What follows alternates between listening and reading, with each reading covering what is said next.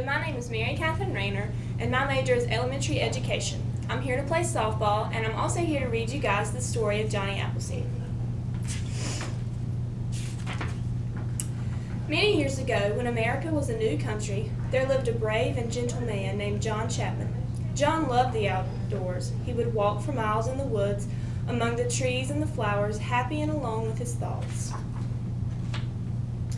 One day, after a long walk, John sat under a tree to rest. He felt the warm sun on his back and the fresh grass tickling his toes. John took an apple from his sack and ate it, and when he had finished, he looked in his hand at what was left. Just a few brown seeds, and John thought, if one gathered seeds and planted them, our land would soon be filled with apple trees. John Chapman lived on the frontier in Massachusetts, where the country had been settled. But every day, pioneers were leaving to travel west, where there were no homes or villages and where the only roads were Indian trails. In their covered wagons, the pioneers made the long and dangerous journey through the wilderness. They wanted to build new lives for themselves in a new part of the country. John Chapman went too, but he did not travel in a covered wagon. He walked in his bare feet. He carried no weapons, as men did in those days, to protect themselves from wild animals and danger. He carried only a large sack on his back filled with apple seeds and his cooking pan on his head. As he walked, John planted seeds. He gave a small bagful to everyone he saw. Soon, everyone who knew him called him Johnny Appleseed. Sometimes Johnny Appleseed, for many weeks, helping the pioneers. They cleared the land. They built homes, they planted rows and rows of apple trees, and when they were finished, Johnny walked on to help others. But he always came back to see his friends. Everyone loved Johnny Appleseed, especially the children. When Johnny rested from his planting, the children sat around him, listening to all his adventures. Johnny Appleseed walked alone. He slept outdoors, in the woods, or by the river. He met wolves and foxes, birds and deer, and they were all his friends. One day, as Johnny was eating lunch, he heard a noise, and 3 little bear cubs ran from behind a tree.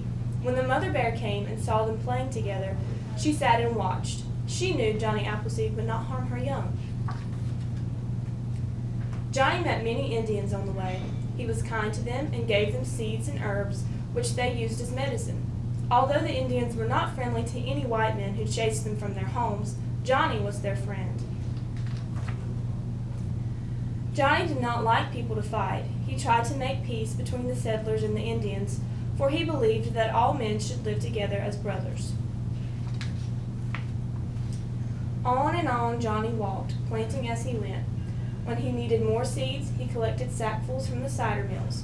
Everyone saved his apple seeds for Johnny. Many years passed, and Johnny Appleseed walked on. He visited his friends and saw them with pleasure, the many apple trees which covered the land, and he was happy.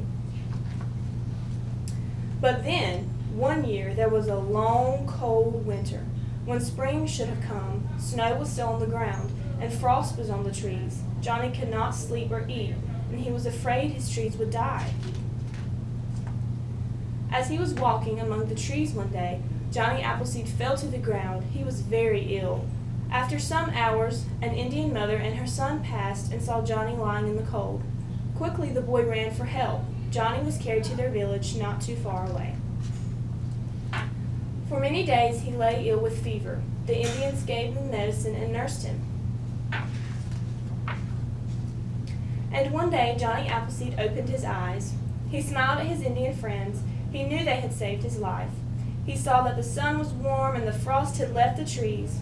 Spring had come at last, and Johnny was all well again. But he never forgot his friends and went to see them often.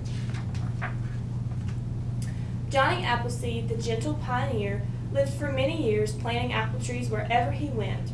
We can still see them today. They are large and old and heavy with apples. They are a gift from Johnny Appleseed that he gave to his country and to you and to me.